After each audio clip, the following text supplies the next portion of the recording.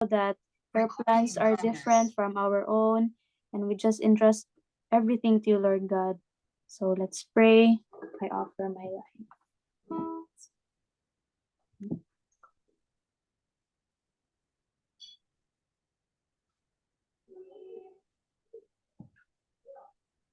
Okay.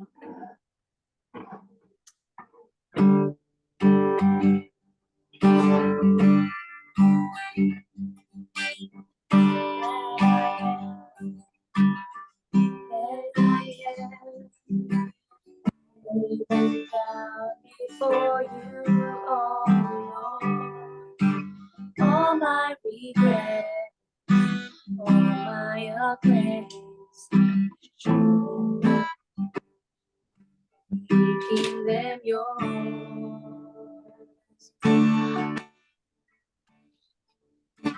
Lord, I offer my life to you, everything I your glory, Lord, I offer my days to you, lifting my praise to you. It's a pleasing sacrifice. I offer you my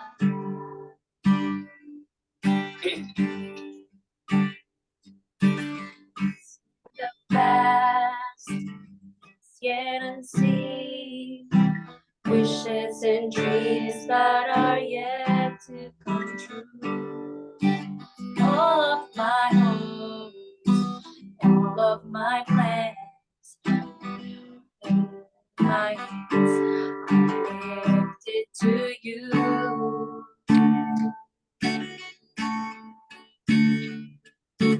Lord, I offer my life to you, everything I'm through. Use it for your glory, Lord, I offer my days to you, lifting my praise to you. It's a pleasing sacrifice. I offer you my life.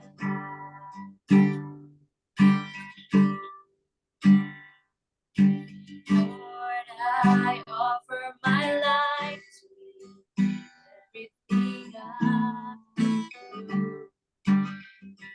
For your glory, Lord, I offer my days to you, lifting my praise to you. It's a pleasing sacrifice. I offer you my life. I offer you my life.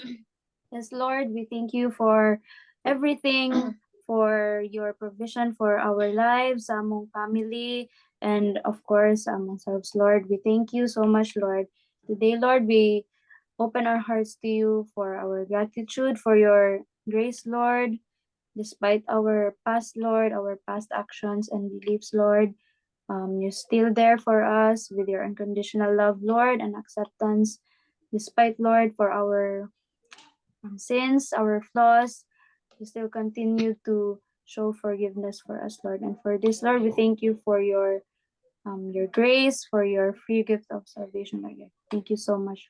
Let's sing Amazing Grace.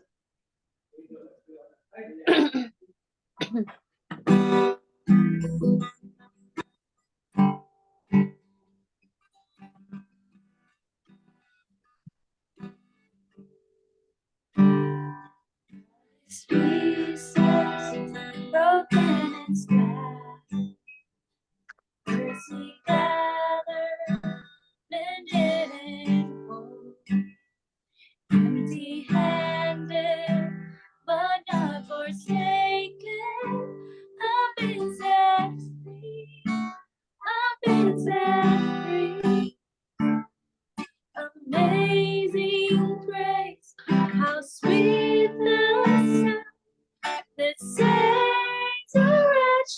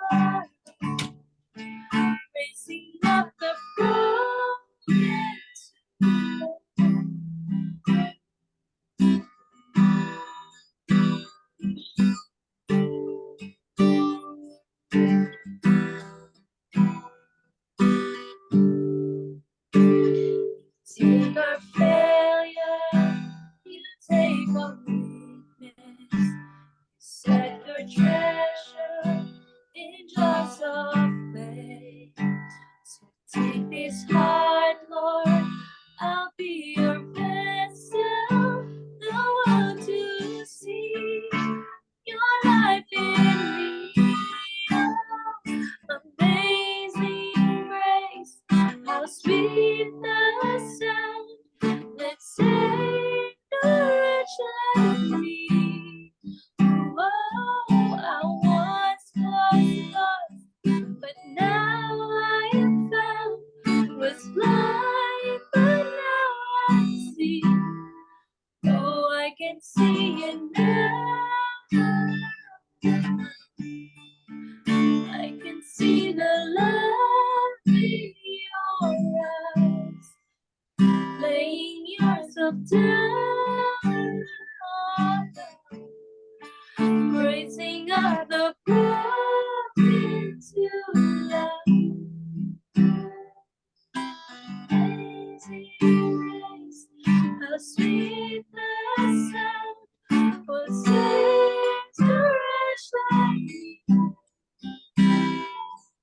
I once was lost, but now I am found.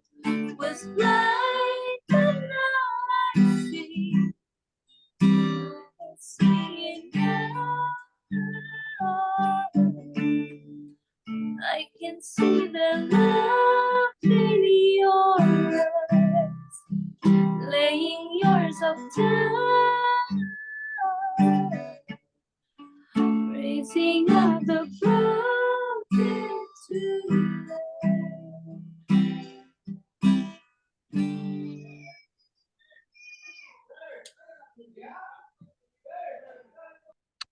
Thank you, Lord. Thank you. It's beautiful. Beautiful song, Lord. Amazing grace. Truly, Lord, hindi naman kami maliligtas kundi sa pamamagitan ng iyong amazing grace, sa iyong grasya. Lahat po kami dito, Lord, we came to know Jesus Christ because you purposely, Lord, revealed to us the truth, revealed to us your love, your mercy, your forgiveness, and that is via your grace, your amazing grace. We were all once lost, we were all once blind, but now we can see. Even Lord, tonight, we want to see you, Lord, through the pages of the Bible. Sa aming po pag-aaral, Lord, cause our eyes to be open, our hearts be soft, our minds be ready to accept your teachings. Lalong-lalo na po ngayon, Lord, isang magandang pag-aral ang iyong ipagkakaloob sa amin para matutunan namin ang bagay nito na napaka-importante, Lord. Napaka-importante ng ipinagkaloob mong pag-aralan namin ngayong gabi. So help us, Lord. Be with us. Let the Holy Spirit, I plead for the Holy Spirit to truly take hold of the discussion tonight. The Holy Spirit will enlighten us. The Holy Spirit will cause each and every one of us to truly understand the scriptures. All the verses we'll be reading, Lord, allow us to see the beauty, the context, the meaning, your intention na iparating sa amin sa bawat scriptures namin babasahin. Bless us, Lord. Bless lahat ng nandito ngayon at kung meron pang hahabol, maya-maya. Thank you, Lord. In Jesus' name, we pray. Amen. So, how many of you are... Share natin ang screen. So, meron tayong... So, how many of you are being blessed by our series of teachings sa Book of James? Napakaganda talagang libro nito. Ang daming nating natututunan and I hope and I pray lahat ng nadidinig nyo ay hindi lamang naging information sa inyo, kundi ang mga yon ay naging revelation at handa kayong ipamuhay, ilagay sa inyong pamumuhay at talagang i-apply natin. So ang desire po ng Tuesday Bible Study Group ay hindi lamang maging malinaw ang mga informasyon mga verses na ating babasahin kung hindi mai-apply sa buhay. Sabi nga po ni James, wala pong saysay na madinig natin na hindi naman natin ina-apply sa ating buhay. Gawin natin ito na parang salamin na nakatingin tayo, nakikita natin ang buhay natin sa bawat salita, sa bawat sentence, sa bawat versikulo na amin pong babasahin. So ngayong gabi po, ang ating pag-aaralan is God's will in your plans. So part 16 na po natin. So 16 na pag-aaral na, 16 na linggo na nating tinatalakay ang Book of James. Ngayon po ay nasa chapter 4 tayo. So again po, I encourage everyone's participation. It's important po na malinaw ang mga bagay na ito. Kung hindi po malinaw, libre po kayo na magtanong. Even if we have to interrupt the discussions, wala pong saysay na itutuloy natin ang discussion kung meron pong hindi malinaw at merong hindi naiintindihan. Our desire is for everyone's enlightenment through the Holy Spirit. So we will invoke the Holy Spirit to take control of the whole discussion tonight. Ayun to, mag-iba po tayo ngayon, no? Ang umpisa pa lang ay hihingin ko na po ang inyong interactions. Meron pong isang taong nagplano at ito ang gusto niyang mangyari. So tingnan na po natin ang plano niya sa buhay. Ngayon, basahin natin Next year, magre-retire na ako. Kukunin ko ang super ko at uuwi ako ng Pilipinas. At doon ako titira. Magtatayo ako ng negosyo, isang malaking karinderya, malapit sa eskwela. Magpapatayo din ako ng bahay bakasyunan sa Palawan at pagkatapos pabalik-balik ako sa Australia at Pilipinas every 3 months. I'll give you a short moment po para basahin uli yan. I want some interactions and opinions, thoughts. Tama po ba ang plano niya? Meron ba kayong nakitang dapat iwasto or maganda? Maganda ba ang kanyang plano? Pastor, pwede pong magsalita? Yes. Kasi parang na-quote po yan ako. So, i-start ko muna. Nagpa-plan kasi ako mag-retire. Yung single pa ko is 45. Ganon. So, on track po. On track yun siya. Bumili ako ng bahay. Inulugan ko. Bumili ako ng farm. Bumili din ako ng lupa. And then, yung nagnegosyo din ng restaurant. All is planned po. Ang hindi lang na plano is yung pagpunta ko dito sa Sydney and then nagpakasal. So lahat po yun, in-scrap ko yun na 45 yung bahay, in-scrap ko rin yun siya. So I lost 1.5 sa bahay. Yung restaurant din, I lost money on that one. But I did not regret it. Kasi yung binigay ng Panginoon sa akin, which is si Lablab.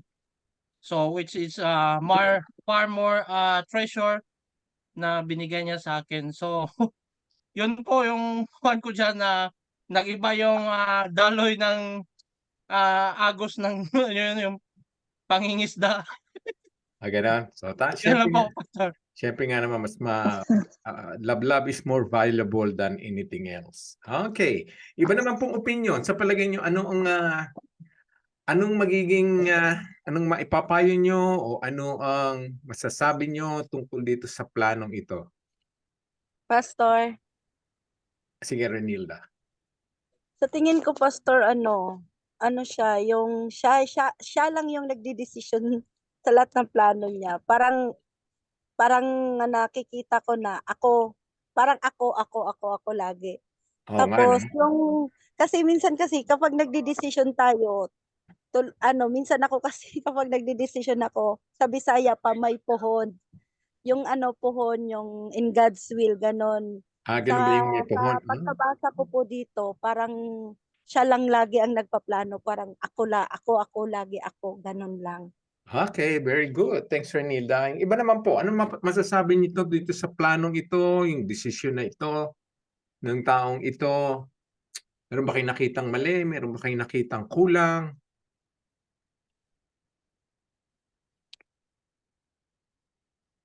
Anyone else po? Meron pang opinion? Ako po, Pastor. Sige, Lynn. Ano po, parang plinano niya po ang buhay niya or yung retirement niya na hindi siya hindi niya ipinagdasal. Hindi rin din po siya nag-ask ng wisdom sa Panginoon. Very good. Yun po, i-share ko lang din po yung pong first round ng IVF namin. Yun po ang parang na-reveal po sa akin ng Panginoon na parang hindi po namin hiningi yung leading niya, na parang we decide on our own. And parang hindi po namin, parang nagmadali po kami, parang hindi pinag-isipan. Kaya po parang, yun po, from there po natutunan ko na everything po, na kahit gusto natin, we can make plans, but it's still the Lord's plan ang mangyayari. Kasi po, it's for His great purpose po. Yun lang po. Beautiful, beautiful. Tama, tama yon. Thank you. Thank you, Lynn. Yung iba naman po, anong masasabi nito sa planong ito? Ano ba kayong nakitang kulang? May nakita kayong mali? May hindi dapat? O tama naman lahat ba? Okay, wala na pong opinion. May uncertainty, Pastor. Sige. Sino ba to si... June, Pastor. Si June. Yan, June. Hindi naman niya alam kung may bukas pa siyang dadatnan. Mm-mm. Hindi niya hawak yung bukas. Yeah. That's correct. Okay. Okay, tama yun. Wala namang mali, di ba? Walang immoral, walang illegal, walang pandaraya, walang wala tayong masasabing lalabagin niyang batas sa kanyang mga plano. Maganda lahat, di ba? Ang gagamitin niyang pera ay yung sa super na naipon niya, at saka gagawin naman niya yung pag nag-retire na siya. Okay, magre-retire siya kasi wala na siyang obligasyon, wala na siyang responsibilidad, wala na siguro siyang dependent. Okay, so maganda lahat. Okay, pero naging detalye nga, very detailed ang kanyang plano. Pero tama yung mga sagot nyo, lahat ng sagot nyo ay tama. Maaaring makapag-relate tayo dito. 3 months uwi ng Australia, parang di realistic. Kasi Pwede pong magsalita, Pastor, Pastor. pwede magdagdag? sige, sige. Actually, Pwedeng magdagdag? Ate Janet, nagawa ko po yan every week. Uwi ng Pilipinas for 2 years. That's correct. Yeah, yung posible yung every 3 months nagbibiyahe. Ano yung sasabihin mo, Janet? Ay, Pastor, pwede pong magdagdag? Yes. Makarelate po ako nito kasi parang si Roda po ito, nanay ni Sir. Si Roda, okay. Medyo makarelate po ako nito noon kasi yung mga gusto kong gawain, pinaplano ko sa sarili ko. Tapos sinasabi sa akin ni Pearl, pinagdarasal mo ba yan sa Panginoon? Kasi yung plano natin, sabi niya gano'n, plano natin dapat naka-align yun sa plano ng Panginoon. May mga plano tayo na hindi mangyayari kung hindi ginusto ng Panginoon. So, ang pinaka-importante, sabi niya gano'n sa akin, ipagdarasal mo. Kung halimbawa yung plano mo hindi magkakatotoo, may purpose ang Lord, kaya hindi na tuloy yung pinaplano mo. So lahat, dapat, kung may plano tayo, naka-align sa plano ng Panginoon. It's beautiful. Yun lang po. Beautiful, beautiful. So yun po ang hinahanap talaga natin dito, yung detalyado ang kanyang gustong gawin. Walang masama, wala pong illegal. Ulitin natin, walang lalabaging batas, walang immoral. Pero kung susuriin nyo to, talagang walang wala ang Diyos sa plano niya. Kasi nga ang plano natin ay dapat isinasaalang-alang natin ang kagustuhan ng Diyos. Ngayon, hindi naman natin talaga alam kung anong kagustuhan ng Diyos. Hindi natin alam ang mangyayari. So mga bagay na ito ay dapat po nating pinagdarasal talaga. Maging plano natin ito, kaya nating gawin. Itong magpaplano to, kaya niya to. Kung titignan natin ang kanyang kakayahan, kaya niyang gawin to. Magpabalik-balik every 3 months. Meron nga siyang super. Doon po sa Pilipinas. Ito po yung aming pensyon dito sa Australia. Ang tawag po superannuation. Yung pag nag-retire ka, ay makukuha mo na. Parang yung GSIS or SSS. Okay? So, lahat po ito ay posible niyang gawin. Kaya lang nga, wala talagang naisingit na kung ito ipapahintulot ng Diyos, kung ito ay pwedeng mangyari. Kasi hindi natin alam na mabubuhay pa ba siya hanggang next year. Or, next year ba, ito po ay magtatagumpay ba siya sa kanyang negosyo? Siya ba ay makakapagpatayo ng bahay? Tama ba yung makukuha niyang mga taong magiging partner niya sa business o magiging makakasalimuhan niya? So ito pong tama yung mga sinabi niyo na kailangan talaga natin ikonsulta ang Panginoon sa lahat ng ating gagawin.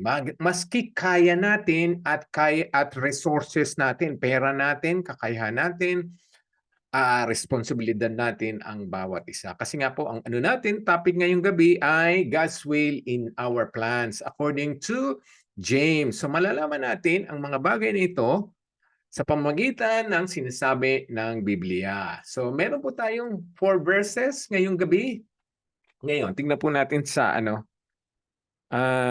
tingnan natin ang sinasabi. Now listen you who say, today or tomorrow we will go to this or that city, spend a year there, carry on business, and make money. Why do you not even know what will happen tomorrow? What is your life?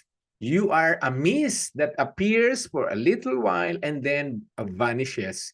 Instead, you ought to say, if it's the Lord's will, we will live and do this or do that. As it is, your boast in your arrogant schemes, all such boasting is evil.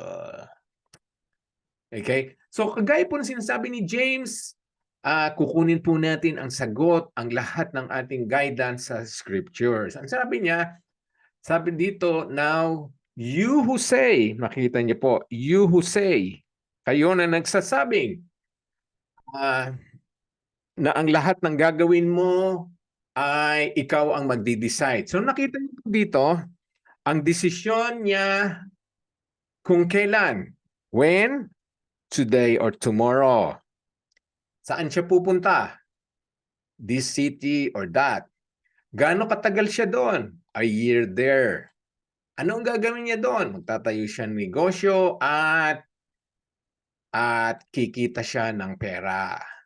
So lahat ng yon ay kailan, saan, gaano katagal, ano, at ano ang magaganap. So, ang sinasabi ni James ay, sabi niya, bakit mo paplanuhin ang lahat ng ito?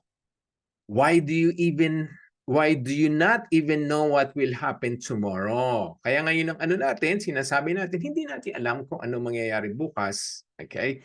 Ngayon, ang ating pong pinapag-aralan ngayon ay hindi naman sinasabing masama ang magplano. Dapat talaga nagpaplano tayo ng maigi. Dapat in-schedule natin ang mga bagay, dinadiarize natin, kinakalkula natin, pinag-aaralan natin ang mga bagay na yun. Pero kung ang mga bagay na yun ay ayon lang sa ating sarili, ang sabi dito, what is your life? Ano ba ang buhay mo? Yan. Ang buhay daw, according to James, is you are a mist. Ikaw ay parang hamog. Ang hamog po ay panandalian lamang, di ba? Wala siyang permanence or it will appear a little while. Minsan sa umaga lang siya, pero pag sumikat ang araw o nag-iba ang temperatura, mawawala ang mist. Ganon din daw ang buhay natin. Napakasandali. Napakasandali lang. It will appear for a little while and then vanishes. Di ba? Ipapanganak tayo. Pagkatapos, mawawala tayo o mamamatay tayo sa mundong ito. Ang importante nga po, hindi natin alam. Wala tayong control nung tayo ipinanganak. Although pinlano yan, probably may family planning ang ating magulang kung kailan sila magko-conceive, kung kailan sila magbubuntis. Pinlano yun. Pero ang lahat ng iyon ay Diyos pa rin. Diyos ang nagtalaga kung talagang mabubuntis siya. Diyos ang nagbigay ng buhay sa sinapupunan at Diyos din ang nakakaalam kung kailan tayo babawian ng buhay. So ang nagsasabi, kayo na nagsasabi nito, gagawin ko ito, pupunta ako doon ako magtatagal, gagawa ako ng pera, magtatayo ako ng negosyo. Ang sabi noon, ang sabi niya, ang dapat daw, sabi, you who say, instead you ought to say. Ito ang nawala. Okay? Ito dapat ang sabihin mo. Anong dapat sabihin sa mga planong yon? So, hindi masamang pumunta doon, magtayo ng negosyo, magtagal sa isang city. Sabi dapat daw ay ganito ang sasabihin natin. If it is the Lord's will. Kung ipagkakaloob ng Diyos, kung ipahihintulot ng Diyos. Okay, hindi naman po sinasabi na lahat ng sentence natin ay dapat lagyan natin ng prefix or umpisahan natin, if it's the Lord's will, I will go there tomorrow. If it's the Lord's will, I will stay in that city. If it's the Lord's will, I will carry on the business. If it's the Lord's will, I will make money. Hindi po naman sinasabing ganoon ang laging sasabihin natin. Ang ibig sabihin po, isaalang-alang natin ang kalooban ng Diyos. Okay? So ang sitwasyon po natin, ikaw, ako, ay hindi natin alam ang mangyayari bukas. So kailangan na lahat ng plano natin ay may kasamang dasal. Hindi natin pwedeng i-disregard o ipaisang tabi ang ating Panginoon. Kasi siya lang ang nakakaalam ng lahat ng ating ang mangyayari sa atin. So ang sabi, you ought to say if it's the Lord's will. So kasama lagi ang Diyos sa lahat ng ating plano kasi ang buhay natin ay sandali lamang. So para tayong hamog, hindi natin alam kung kailan tayo biglang maglalaho. Okay? So kung yun daw ang sasabihin natin, gagawin ko ito, pupunta ako doon, itatayo ko ito, ganun ang mangyayari sa akin. Ang sabi dito, your boast in your arrogant schemes. Arrogante daw ang dating niyan sa harap ng Diyos. Arrogante, mayabang, mapagmataas. Tapos, itong mabigat. Ang pagiging arrogante mo o ang iyong pinagmamalaki ay masama o galing sa demonyo. Okay? All such boasting without regarding the will, the presence, the power, the wisdom of God is evil. Bigat, no? Noon, nakala natin, plano dito, plano doon, balak dito, balak doon, punta dito, punta doon. Nawala ang Diyos. Ngayon, malalaman natin ngayong gabi, ang lahat palang iyon na yung ginawa, nawala ang Panginoon, ang Diyos, is evil.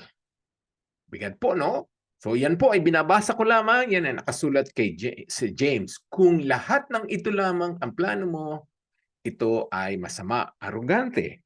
Okay, tingnan natin uli po sa Himayin natin ito. Okay. Okay? So kaya nga, today, tomorrow, we will go to this or that city, spend a year there, carry on business and make money. Suriin yung maigi. Again, makikita natin, walang masama. Wala talagang masama. Wala ding sinasabing scripture na hindi ka pwedeng pumunta doon, hindi ka pwedeng magtayo ng business, hindi ka pwedeng manatili sa isang lugar ng 1 taon. Hindi ka pwedeng hindi maghanap ng pagkakakitaan ng pera. Yan po ay tama. Kaya lang nga, kung ikaw ay nagmamalaki na kaya mong gawin yan next year o in 2 years, ay kaya kong mapaunlad ang aking business, ang sabi, you do not even know.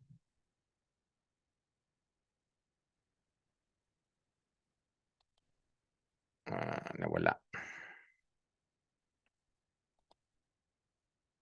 You do not even know what will happen tomorrow. Kaya nga po, importante talaga na isipin natin na ang buhay mo at ang buhay ko ay pwedeng biglang mawala yan. Kasi nga, yan ang isang bagay na hindi natin alam. Walang nakakaalam yan.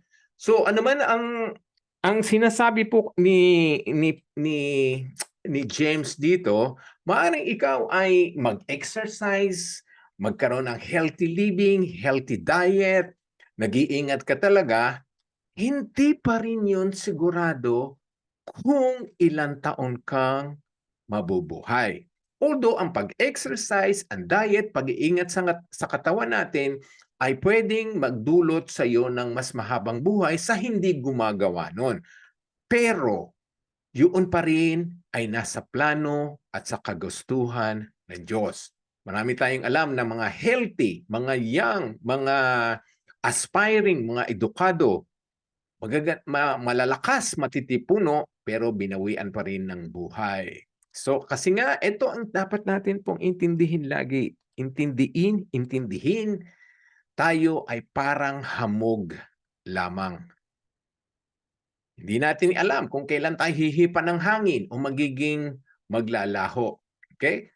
So, tayo pong lahat is for a little while lamang sa mundong ito. Okay? Could be some of us could reach 80 or 90. Some of us are now in our 40s or 50s. Some of you are in your 30s or 20s. Pero kayo pa rin po ay missed. Isa pa rin hamog. Maaari ang pagkahamog ng iba ay tumagal, tatagal. Iba naman ay sandali lamang. Hindi natin pwedeng alisin ang ating plano at alisin natin ang Diyos na nagtatalaga at humahawak ng lahat-lahat sa ating buhay. Sabi po natin kanina, all such boasting is evil. So pinalaki po lang natin yun. Pinalaki lang natin para mas makita nyo ang ganyan daw pong plano. Anumang plano na wala ang Diyos, kahit kano kaganda, kahit kaya nyo, yun po ay masama. Okay? Kasi nga, sinabi sa atin ng Diyos, isaalang-alang niyo siya po ay isipin nyo, ibigay nyo sa Kanya ang lahat ng papuri, siya ay magiging preference nyo, siya ay pangungunahan, siya ang number 1, siya ang pinaka-importante sa buhay ninyo. Siya ang nibigay sa atin ng buhay, siya rin po ang kukuha ng ating buhay. So all such boasting is evil. Akala ko noon, magaling ako magplano, magaling ako mag-diarize in details. Marami akong ginawa noon na wala talaga ang Diyos noon. I just based those plans according to my resources, my ability, my capabilities, sa aking nalalaman sa aking isipan. Ngayon ko na-realize na nagkasala pala ako sa Diyos noon. Maraming natupad po. Merong mga natupad at merong hindi natuloy. I was frustrated. I was disappointed. Kasi hindi nangyari sa iba't ibang dahilan. So bukod sa disappointed ako, bukod sa frustrated ako sa hindi nangyari, ako rin pala ay nagkasala noon. all such boasting is evil. So sa lahat po ng opinion nyo, sa lahat po ng binigay nyo, ay tama doon sa plano ng taong binigyan natin ng example. So never, never, never po na magplano tayo na wala ang Diyos. Be it a short is a short-term planning or long-term planning. Kahit po bukas, ang sabi nga dito hindi mo alam kung ano mangyayari bukas. Kaya even tomorrow is subject to God's will and purposes. Ngayon po meron akong papakita sa inyong verse. Hawak ng Diyos ang bawat segundo, bawat detalye, bawat chapter ng ating buhay. Okay? Tignan po natin sa Ephesians 1:11. Ito, makita niyo po, God works out all things in conformity with the purpose of His will. Ano po ibig sabihin? Works out all things. Ibig sabihin, ginagamit, tinatakda, ginagampanan, inaayos ng Diyos ang lahat ng nangyayari sa buhay natin, sa paligid mo, sa relasyon mo, sa pamilya mo, sa ministry mo, sa career mo, sa education mo, sa trabaho mo. God ay ginagalaw, ginagampanan, inaayos ang all things. Ang lahat ng iyon ay ginagalaw niya, pinapahintulutan niya, ibinibigay niya. He is working all that in conformity with the purpose of His will. So ang ibig niya sabihin, wala siyang pahihintulutan, walang magaganap sa buhay mo at sa akin na hindi ayon sa kanyang kalooban. Maniwala kayo o hindi, yan po ang sinasabi ng Biblia, Ephesians 1:11. So kung mayroong nahulog na ibon, yun daw ay sabi sa Biblia, walang nahulog na ibon, namatay na ibon, na napakamura lang, mabibili mo lang ng ilang sentimo ang ibon nga, no? Pati yun ay wala daw lalagpak sa lupa na hindi ayon sa kapahintulutan ng Diyos. So ngayon, nakita natin every details of your life. Saan ka nagpunta? Saan ka nag-aral? Ano ang pinag-aralan mo? Yaan ay itinalaga. Yaan ay ginawan ng mga bagay, pinagduktong-duktong ng Panginoon, hindi para sa iyo, kundi dahil para matupad ang kanyang kagustuhan sa buhay mo, sa pamilya mo, sa ministry mo, sa lahat-lahat ng area ng iyong buhay. So lahat po ng kinikilos natin dito ay ayon sa kalooban ng Diyos. So wala zero na naganap sa iyong buhay kahit ang ubo, ang atching, ang iyong pagkurap ng iyong mata, ang iyong mga kinaing, ang iyong mga ininom, lahat yun ay gumalaw sa ilalim ng kagustuhan ng Panginoon. Doon natin makikita ngayon, Ephesians 1:11, kung gaano ang Panginoon ay merong providential control sa lahat ng nangyayari sa ating buhay. Okay? So, ayan ginagamit niya ang lahat ng bagay, lahat ng pagkakataon. Okay? So, halimbawa po, ang bibigyan natin ng mga example, mga different areas ng buhay natin, makikita natin ang Diyos ang may control. Okay? Tignan po natin sa all authorities. Lahat po ng itinalagang na namumuno, whether sa church, sa gobyerno, sa ating barangay, sa ating pong mga organisasyon, ang lahat daw po ng authorities ay itinalaga ng Diyos. Whether yung authority na yon ay masama, evil, godly, good, or not. Okay, basahin natin Romans 13:1. Let everyone be subject to the governing authorities, for there is no authority except that which God has established. Okay? Kung maniwala kayo hindi, ito ang totoo. So, kung halimbawa, tanongin natin, so sa palagay mo, totoo ba na si Hitler, si Saddam, yung mga evil rulers na mga kings, ang Diyos ang nagtalaga sa kanila? According to Romans 13:1, the answer is a big yes.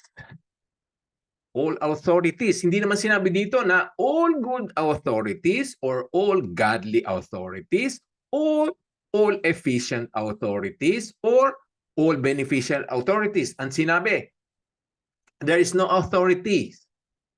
Okay? Ang sabi pa dito, the authorities that exist have been established by God. See how powerful, how God is in complete control over the entire universe.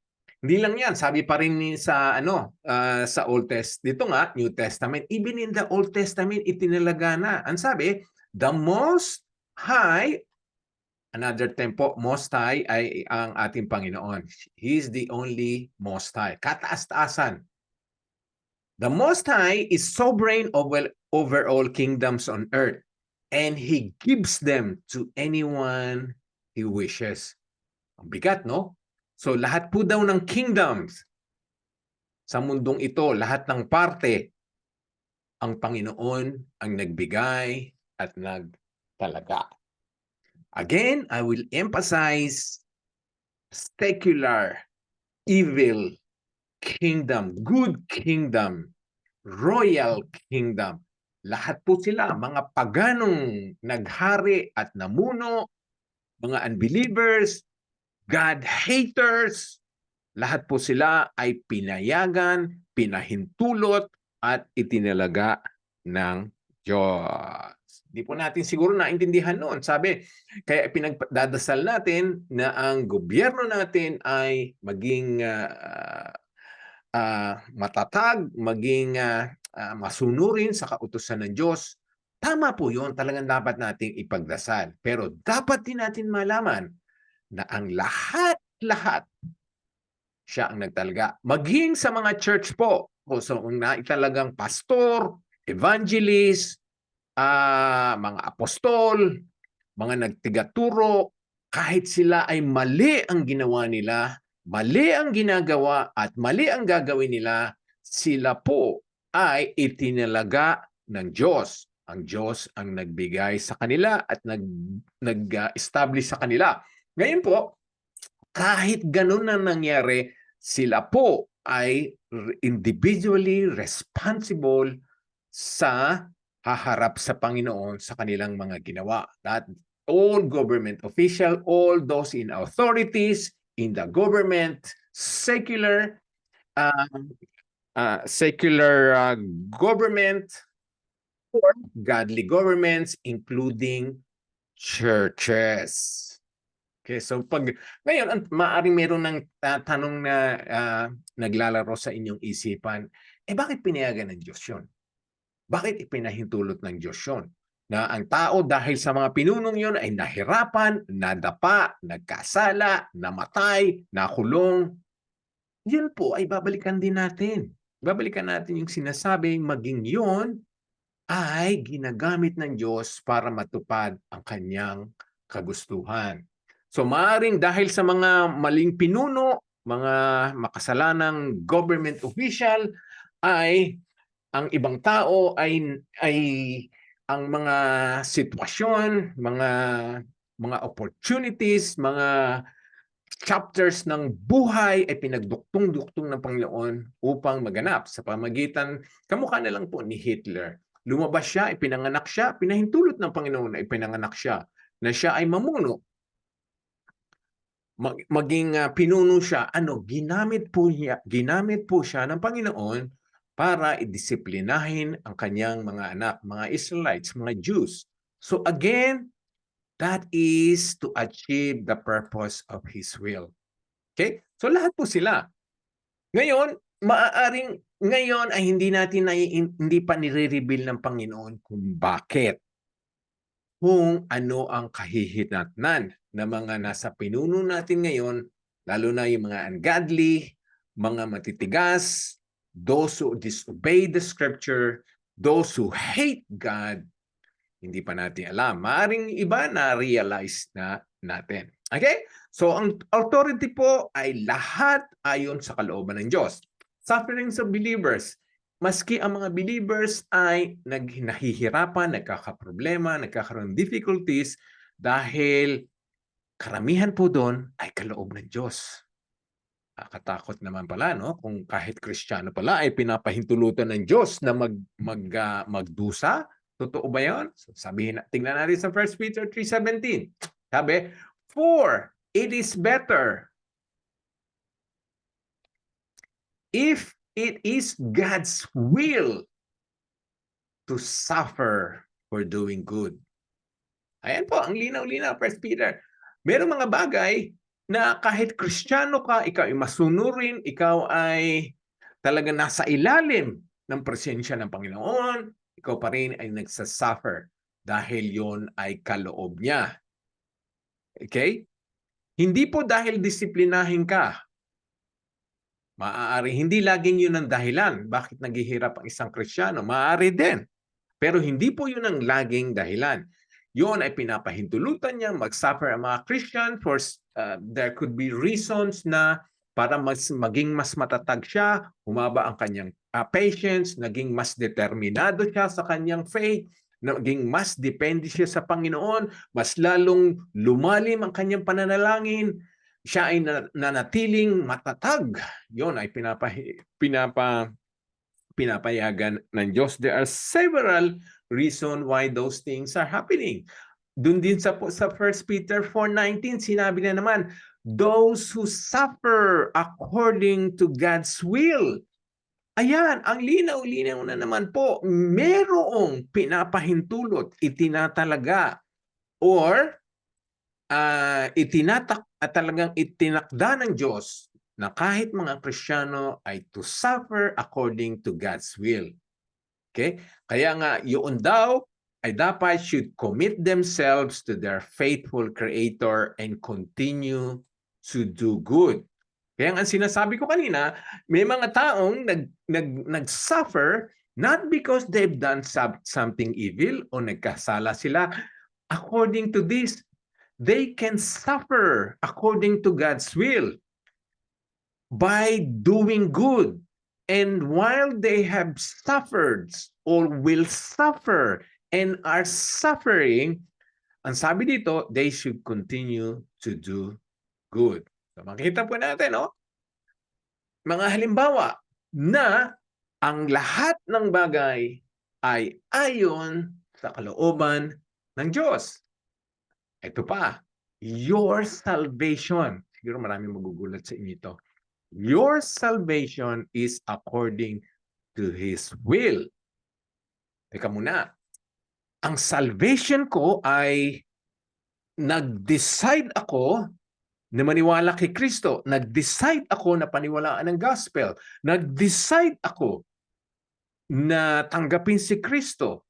I have decided to make Jesus my Lord and my Savior. Tama po yun. Nag-decide kayo. Pero ang desisyon nyo ay itinilaga or ginawa ng Diyos at ginawa niya yon para magkaroon kayo ng gayong desisyon sa paggalaw niya. Okay? Tingnan po natin ang sinasabi. Matthew 11:25-26. Talking about your salvation and my salvation. Ha? At the time Jesus prayed this prayer, sabi dito, Lord of heaven and earth, thank you for hiding these things. Ano yung hiding these things? Ano yung mga bagay na tinago? Tinago from those who think themselves wise and clever. Meron mga tinago ang Diyos ng mga bagay, yung mga will niya, yung gospel. Tinago niya yon, ibig sabihin, hindi naintindihan. Hindi niya itinulungang maintindihan ng mga taong mapagmataas, mga mayabang na makita ang ebanghelyo. Ang sabi, di ba?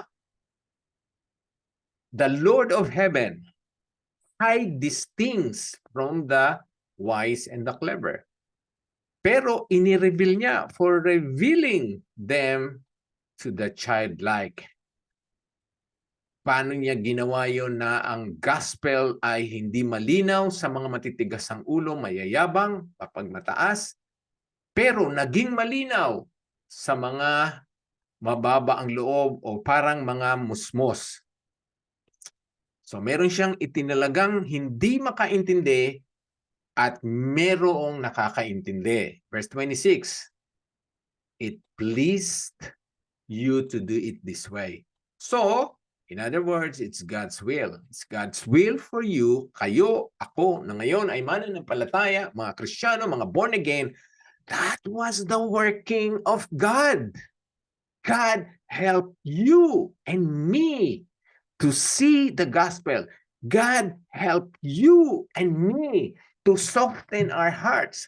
God helped you and me to open our spiritual eyes. Kaya wala po tayong talagang mapagmamalaki. Lahat ay ginawa. Tinulungan tayo ng Diyos para makita ang mga bagay nito. Ayan po, sinasabi, di ba? Meron siya mga tao na hindi niya itinalagang makita ang ebanghelyo. He hide these things from those. Sino yun? Mga matitigas ang puso, mapagmataas, sabi, the wise and the clever. Mga arugante. Okay? So tingnan natin sa Tagalog po para mas maging malinaw. Kasi para makita natin ang sinasabi talaga ng scripture. Nang oras ninyo, sinabi ni Jesus, pinupuri kita, Ama, Panginoon ng langit at lupa. Ayan. Mas matindi sa Tagalog. Dahil inilihim mo ang mga katotohanan ito sa mga taong ang akala sa sarili ay marunong at matatalino. God did not cause those people who are clever, who think themselves as clever, marurunong at matatalino. Ayan po, nilihim niya ang mga katotohanan. Ibig sabihin, He didn't help them because they're proud. They're not humble. They do not have the humility to listen to God. Ito, pero inihayag mo ito sa mga taong tulad ng bata na kaunti lang ang nalalaman. Hindi dahil mga kukunti ang nalalaman natin. Ibig sabihin, we were innocent of other things except those things about God. Na nung nakakilala tayo, nakita natin ang ebanghelyo, nag-respond tayo in our humility. Kaya ang nangyari, because of our humility, God caused our eyes to be open at makita natin ang inihayag niyang katotohanan. Okay? So merong naintindihan ng gospel, merong hindi. Sino nagtalaga nun? Ito po, ang Ama, pinupuri kita dahil iyon ang kalooban mo. Maaaring marami pang question naglalaro sa isipan nyo, pero yan po ang totoo. Tinulungan ka ng Diyos na makita ang ebanghelyo, kaya ikaw ay nanampalataya. So lahat ng nangyari sa iyo ay ayon sa kalooban ng Diyos. Okay? So tignan pa natin kung meron pa bang ibang nagsasabi ng ganyan. Okay, tingnan natin sa Ephesians 1:11. Okay, in Him we were also chosen in advance. Yan ba, kailangan pa natin i-explain. Ikaw at ako na ngayon ay saved na talagang sumasampalataya na sa Panginoon, ay pinili daw in advance. We were also chosen in advance. According to what? According to the plan of Him. So may mga plano ang Diyos. May plano ang Diyos na bago pa ikaw ipanganak, ay ikaw ay talagang tutugon sa ebanghelyo, ikaw ay masisave. Kaya ikaw ay itinalaga ng maniwala at mapa sa ilalim ng kapangyarihan ng Diyos, tinalagaan ng Diyos na ikaw ay maniniwala, mananampalataya kay Kristo. Ang sabi dito, anahin po natin. According to the plan of Him. Ang nagplano daw nito ay Him.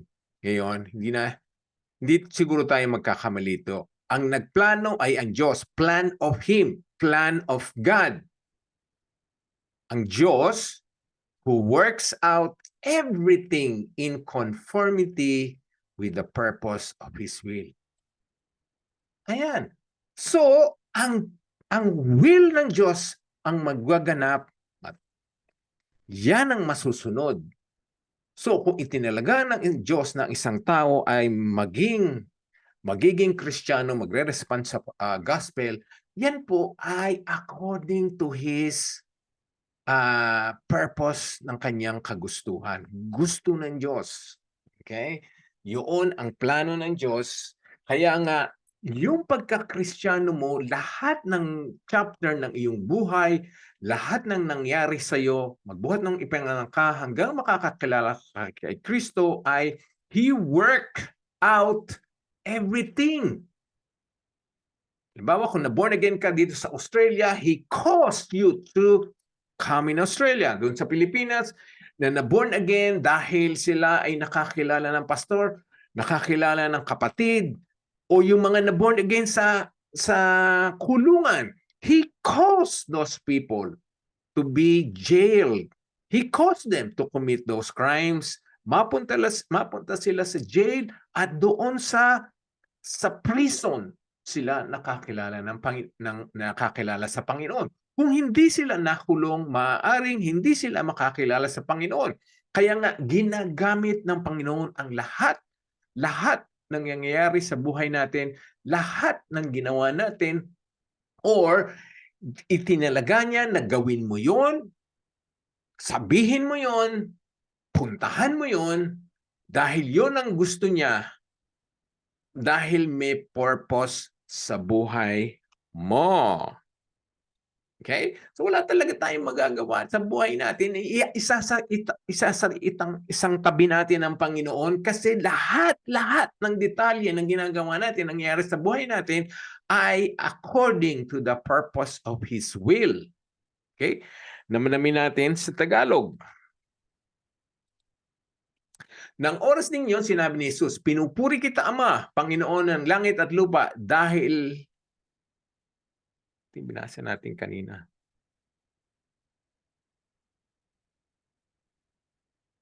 Ginawa ng Diyos ang lahat ng bagay ayon sa plano niya at kalooban. Okay? So, ginagawa ng Diyos ang alin? Ang maliliit na bagay, ang mga makadiyos na bagay, ang mga magagandang bagay. Ito po, intindihin natin maigi. Ginagawa ng Diyos ang lahat ng bagay. Whether that's evil or good. He allowed evil to happen. He caused things to happen ayon sa plano niya at kalooban niya. Kasi dahil kahit kasalanan, kahit evil, ay nagagamit ng Diyos para ma-achieve ang kanyang purpose. At ayon sa plano niya, noong panguna, pinili niya tayo para maging kanya sa pamamagitan ng pakikipag-isa kay Kristo. So, pinili ng Diyos kung sino yung maniniwala kay Kristo na para maging sa Kanya. So, kung ito po talaga ay hindi, kung talagang uunawain natin, ay talagang magpapasalamat ka sa Panginoon dahil sa salvation, dahil sa gospel na nag-response ka. Dahil yun ay nangyari dahil gusto ng Diyos na mangyari sa iyo at sa akin na tayo'y makipag-isa kay Kristo. Okay. Ngayon po, ang will ng Panginoon ay dalawa. Meron siyang revealed will, meron ding secret will ang Diyos. yung pong mga revealed will or yung mga bagay na gusto niyang malaman natin, katulad po ng mga utos niya, ng mga promises niya, ng mga precepts niya, ng mga katangian niya yon, ay ni-reveal sa atin ng Panginoon. Those are revealed will of God. Ano yon? Saan natin makikita yon? Sa Scripture.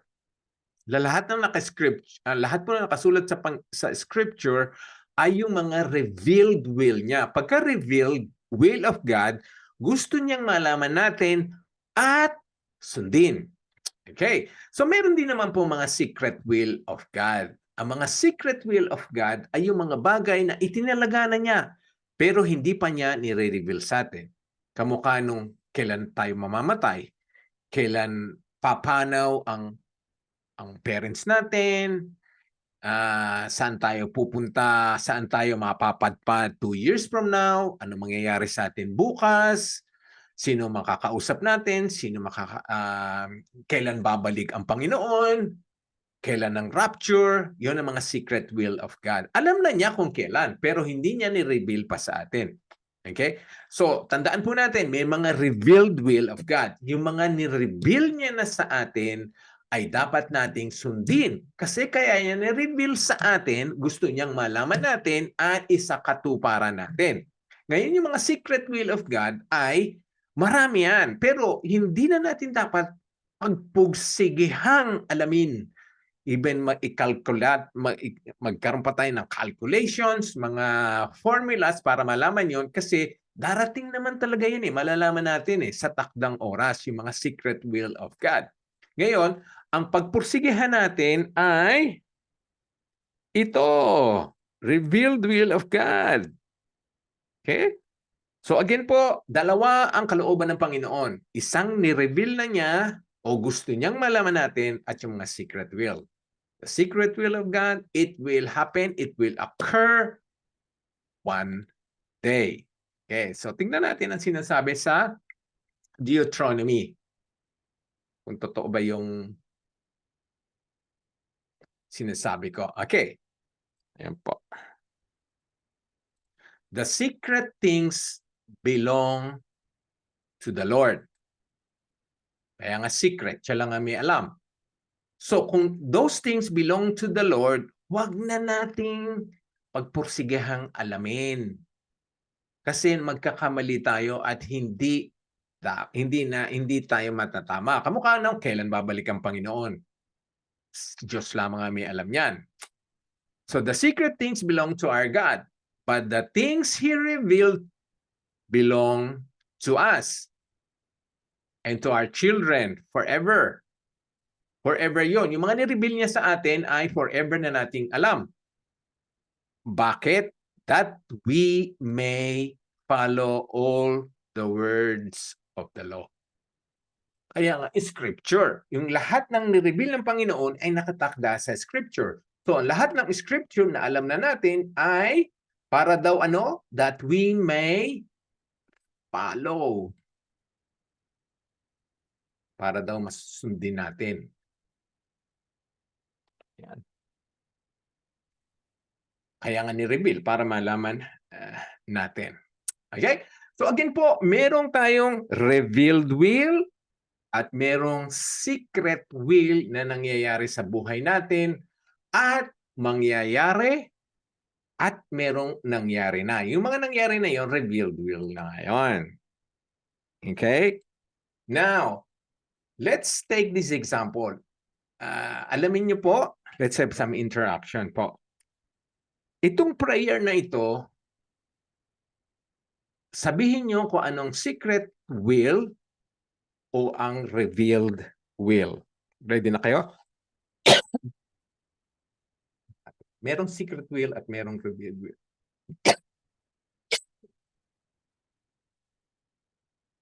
Excuse me. Okay. Lord, we pray that the OCC will continue to share the gospel. So this is a prayer. Invite people to church and disciple those you would draw to the OTC. Help us to teach them all truth from the Bible.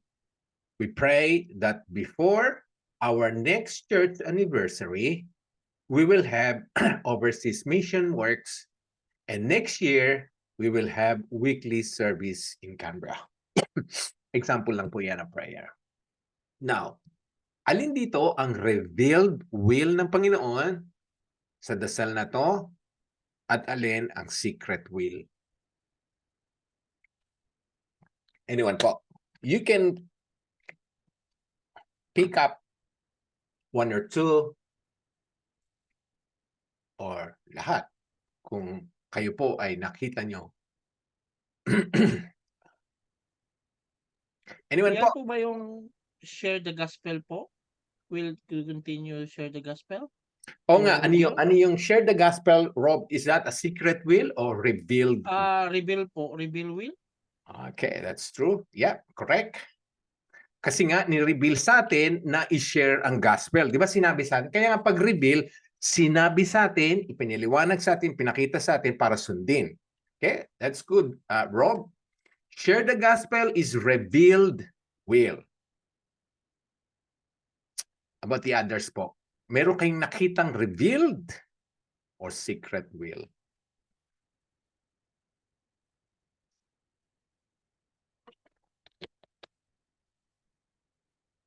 Pastor, yung secret po, parang overseas mission and weekly service. And then reveal is help us to teach them all truth from the Bible. Guess ko lang po. Ano ang secret will o ano ang revealed will?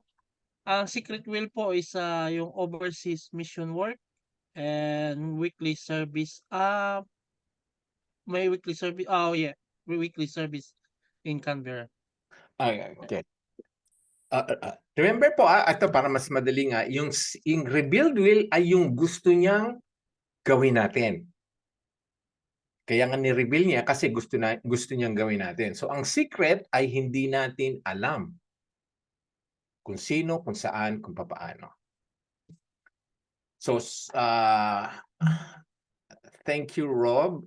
Sabi ni Rob, yung ito daw, overseas mission is secret. Weekly service is secret will. Parang pong secret po yung overseas mission kasi hindi pa natin kung kailan po at saka saan. So, That's great. That's guess correct. ko lang po, Pastor.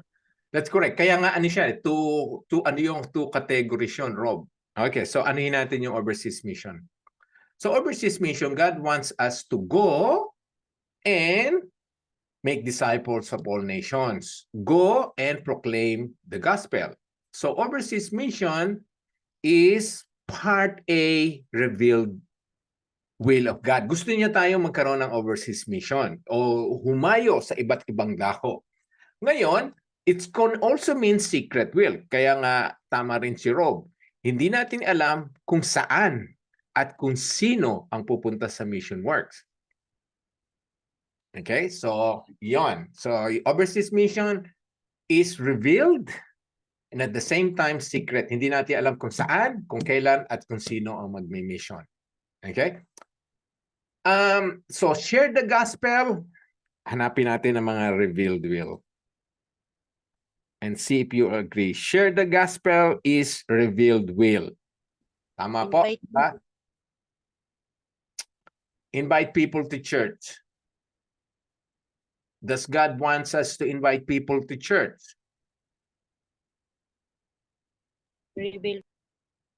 Reveal yun. God wants us to, kasi nga gusto ng Panginoon na magsama-sama ang mga believers. Sabi sa Hebrews, do not forget the assembling.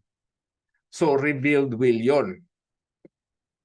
And at the same time, secret will kasi hindi natin alam yung mga taong maiimbita natin. Ngayon, alam na natin yung mga naimbita natin, pero yung iimbitahin pa natin, secret will yon. Maaaring later on, i-reveal sa atin ng Panginoon. Okay? Disciple. To disciples, yun po ay revealed will. Kasi gusto niya na, kaya nga yung revealed, inireveal niya na sa atin para sundin natin to disciple those who would be drawn to DOCC. Teach them all truth. Yes, that's revealed will. Gusto niya na turuan natin sila ng lahat ng katotohanan from the Bible. Okay. Now, meron pa kayo nakitang revealed. Overseas mission work, sabi nga natin kanina, could mean revealed and secret. Weekly services, yes, God wants us to have weekly services kasi nga doon sa New Testament nagkaroon sila, they meet together every on the first day of each week. Okay, mga revealed.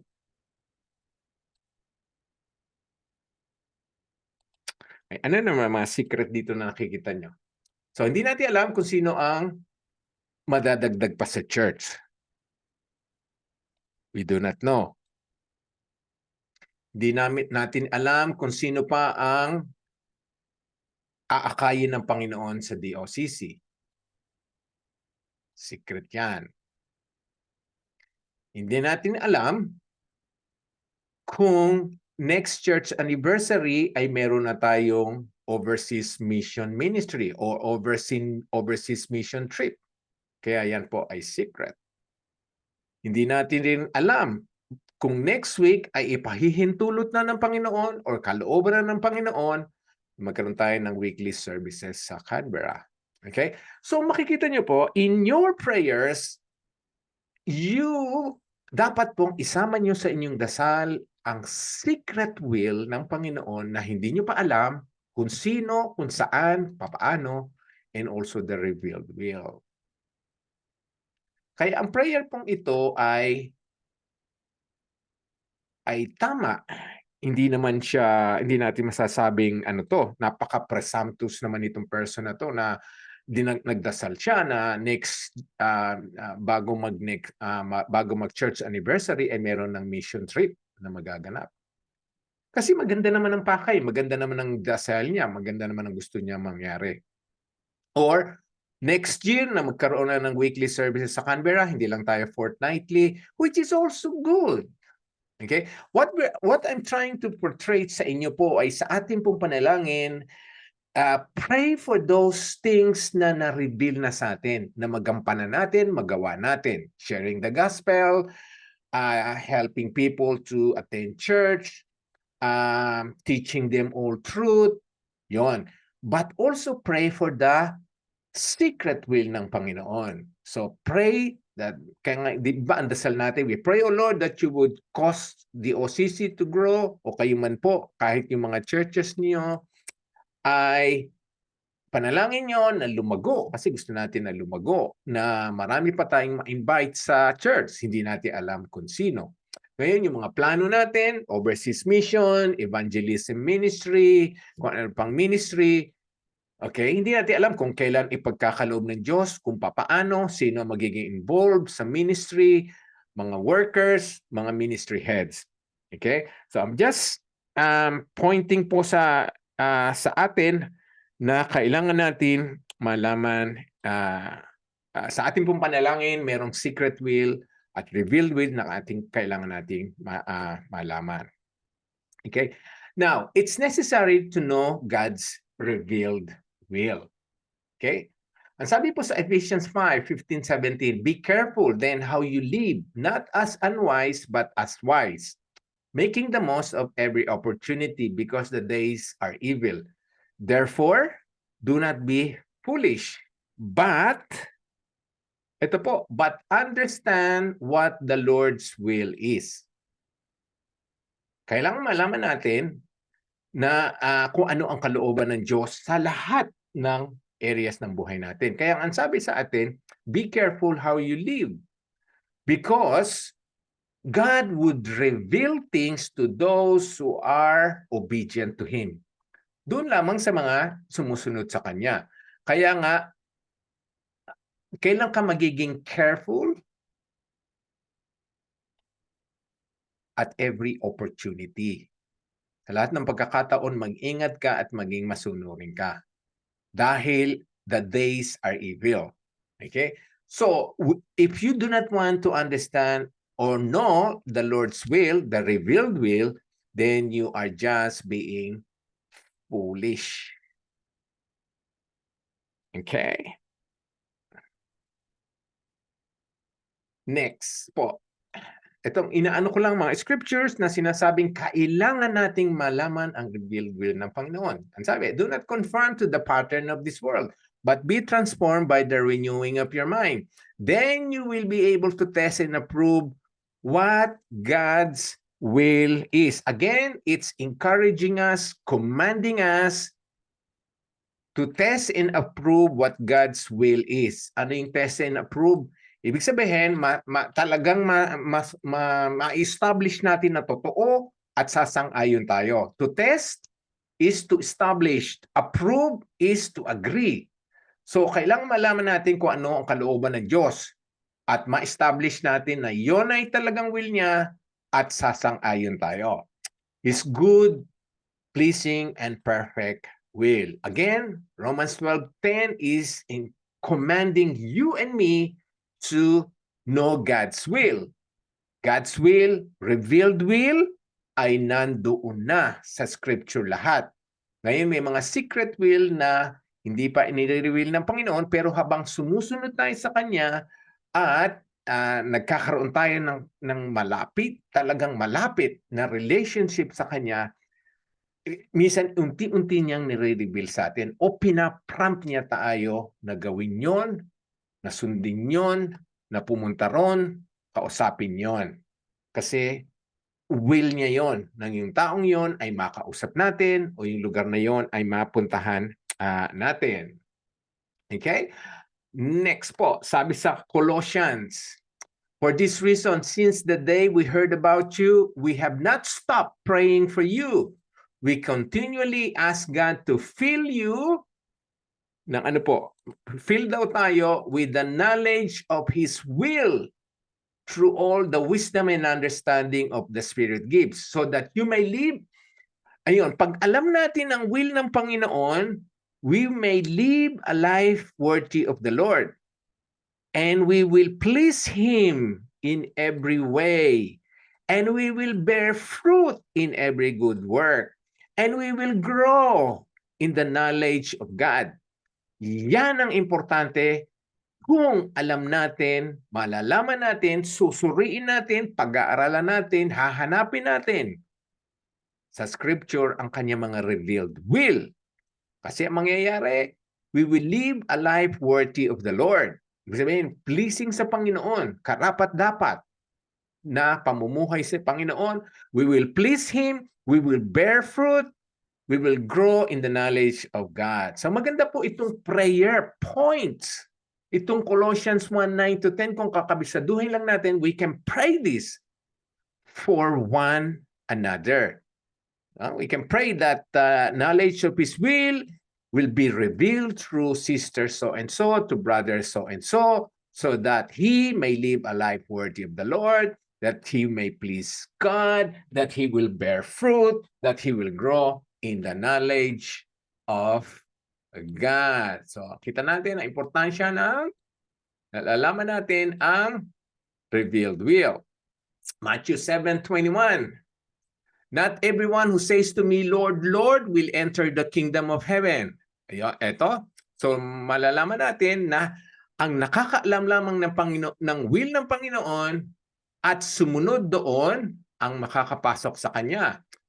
Okay, not everyone will enter the kingdom of heaven. Sino lang ang makakalapit? Only the one who does the will of my Father who is in heaven. So, kailangan natin malaman ang kalooban ng Ama. Ang kalooban ng Ama ay nakasulat na sa Biblia. So, kung susundin natin yon, lahat ng iyon, kasama na ang relasyon sa Panginoong Hesukristo, then we will be assured to enter the kingdom of God. Okay? And finally po, align your plans to God's will. Okay?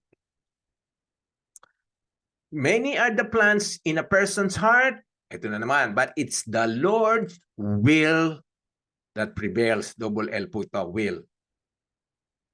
Okay? So marami tayong maipaplano, kaya nga kasama natin yung pinapag-usapan natin kanina, ano man planuhin nyo, mag-retire ka na, pumunta ka sa Pilipinas, magtayo ka ng negosyo, bumili ka nito, bumili ka noon. Lahat po yon ay plano. They are plans in our hearts. But it's the Lord's will that will prevail. So kahit planuhin natin, kung may ibang kagustuhan ng Panginoon, yun pa rin ang mangyayari. Kahit magplano tayo na pumunta tayo ng Pilipinas at doon na tayo tumira, kung hindi naman yun ang will niya, hindi mangyayari po yon. So maganda po na kung magpaplano tayo, Lord, gusto kong mag-retire at tumira na ng Pilipinas. Example lang po, Lord, kung ito ang kalooban mo, tulungan mo ko. I-reveal mo, Lord. Sabihin mo kung anong dapat kong gawin para kung yung planong yon ay ayon sa kalooban mo, yun ay matupad. Ngunit, Panginoon, kung hindi mo plano yon, ako po ay magsasubmit at let me know, Lord, kung ano mo ang plano mo, kung ano ang plano mo kapag ako'y nag-retire. Yun po ang mga example ng prayers. Okay? Lagi pong nakasalalay ang plano ng Panginoon. And then finally, commit to the Lord whatever you do and He will establish your plans. Kaya nga, yung plano mo, kung ikinumit mo sa Panginoon, magkakaroon ng kakatuparan yon dahil ipinagdasal mo. Dahil pag ikaw humingi ng wisdom, ikaw humingi ng tulong sa Panginoon, i-reveal naman niya, bibigyan ka naman niya ng wisdom. Okay? Siyempre naman, ang hihingin mong mangyari ay yung alam mong gusto ng Diyos or kasama na sa revealed will niya. So kung magpaplano ako, Lord, next year, I will rob a bank. Alam na, hindi kalooban ng Diyos yun. So it's not gonna happen. Kung ipipilit natin at may ibang plano ang Panginoon, hindi mangyayari yon. Pero pwede pa rin niyang i-allow yun dahil sa ating insistence of disobeying Him, He would allow those things, but we will only reap destructions. Or it will not become fruitful. It will cause our destructions or our punishment or kung anong disiplina ang matitikman natin. So kailangan po talaga lahat ng ating gagawin, commit to the Lord. Maski po mga short term. Halimbawa, next Tuesday, ang ginagawa ko po, pag halimbawa next Tuesday ay plano natin talaga. Plano natin na magkaroon ng Bible study. Ngayon, I commit that to the Lord to help me, lead me to what is to be discussed. Although revealed will na niya sa atin na magkaroon tayo ng Bible studies as often as we can, itinalaga natin Tuesday. Pero ang mangyayari sa Tuesday, who would lead the prayers, what songs are going to be sang, anong topic ang magiging discussion, those are things na dapat kinukomit natin sa Panginoon. Okay? Kahit alam na natin na mangyayari at alam natin na gusto naman niyang mangyari yon. But those things are na isasama natin at talagang ipagdadasal natin. So we pray for our services, our church services. We pray for our discipleship group. We pray for our ministries. Those things are, we commit to the Lord. Hindi ang commit natin sa Panginoon, hindi lang naman yung maliit. Hindi lamang naman yung malaki, kundi lahat ng bagay. Di ba? Kasi po ang linaw-linaw dito, ano ang i-commit mo sa Panginoon? Whatever you do. Whatever, anuman, and He will establish your plan. Now I would stop there and give you opportunity to ask questions if you have questions or if you have anything to add regarding our discussion tonight. So we can never plan anything setting aside God. maski ano pa siya. Okay, so let's ask for God's wisdom, God's directions, God's guidance sa lahat ng ating ipaplano. Okay, anyone has a question before we end?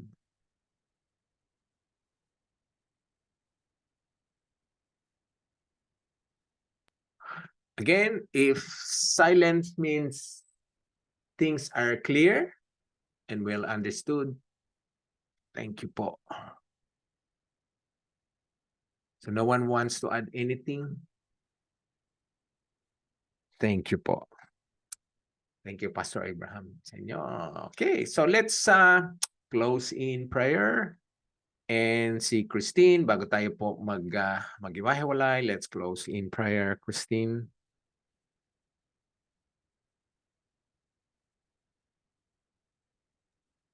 Yes.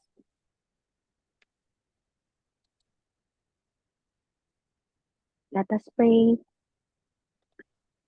We praise and honor you, Father God, as we study your word. Thank you, Lord, for tonight's Bible study, that we were able to learn the book of James and well into your word. Tunay nga po, Panginoon, na kayo lang nakakaalam ng aming mga hinaharap. We have learned that we should always consider and prioritize your leading, ask for guidance and direction, because it is for your greater purpose, and that your plans are bigger and it's always for our own good. Help us, O Lord, na hindi po pairalim ang aming pansariling mga hangad sa buhay with all our plans that are earthly, Lord, bagkus Panginoon, na isurrender po namin lahat sa inyo. Surrender po ang aming plans and aspirations to you. Lead us the way to your will. Dalangin namin, Panginoon, na sa lahat ng plano namin na ikakasama namin at hindi magdudulot ng mabuti sa buhay namin, tanggalin niyo po ito sa aming mga isip, sa anumang opportunities, Lord. If hindi po makakabuti sa amin, Lord, and it wouldn't be pleasing to you, please take them away. Please be in control with our lives, Lord. Sapagkat ang aming buhay, Panginoon, ay galing sa inyo. At kayo lang po ang may karapatang magtatakbo nito, Panginoon. With our pruning season, help us, O Lord, na with our sufferings and challenges in life, help us to humble ourselves at hindi lumis ng landas. Bagkus pagtibayin pa po namin ang aming paniniwala sa inyo and entrust everything to you. Thank you, Lord, Father God, for always reminding us to live more as Christ-like through your word. Thank you, Lord, for Pastor Noel and giving wisdom and strength as he faithfully leading this Bible study every Tuesday. Help us, O Lord, to remain faithful to you and to all our fellow believers to continue deepen our relationship with you, to continue serving you and to spread your word and commit our lives to you hanggang sa inyong muling pagdating. Thank you, Father God, for today. And we ask all of this through your Son, Jesus Christ, our Savior. Amen. Okay, let's recite our benediction. The Lord bless you and keep you. The Lord make his face to shine upon you and be gracious to you. The Lord lift up his countenance upon you and give you peace. The Lord will Lord keep will you keep from you all from all evil. evil. He will keep your life. The Lord will The keep Lord will your keep going your out going and out your and coming in coming in from this time from forth this time and forth and forevermore. forevermore. May the God May of the God of endurance and endurance and encouragement grant you grant to you live to in live such in such harmony with one harmony with one another, another, in in accord with accord with Christ Jesus, that that together you may be with with one one voice voice glorify the God the and God and Father of our Lord Lord Jesus Christ. God bless you all and thank you for tonight. And before we do that, those who are willing to turn on their cameras, let's turn them on and let's have a group photo. Thank you po for everyone, Janet, Pastor Abraham, June, Christine, Arnold, Andrew, Lynn, Nanay Ninita, thank you for joining us. Janet, Ronel, Sister Paz, Asher, Adeline, I hope you get better, Adeline. And Mayang, happy birthday. Thank you po. Earl, Jeff, and Rayda, Rob, and Lablab. Pastor Abraham, thank you for joining us again. Thank you, Ah, Pastor. Thank you po. Ang thank you ganda po, po ng mga tatay. topic. Thank you. Okay, Related po. okay, you're free to share po the recording. Stop na natin.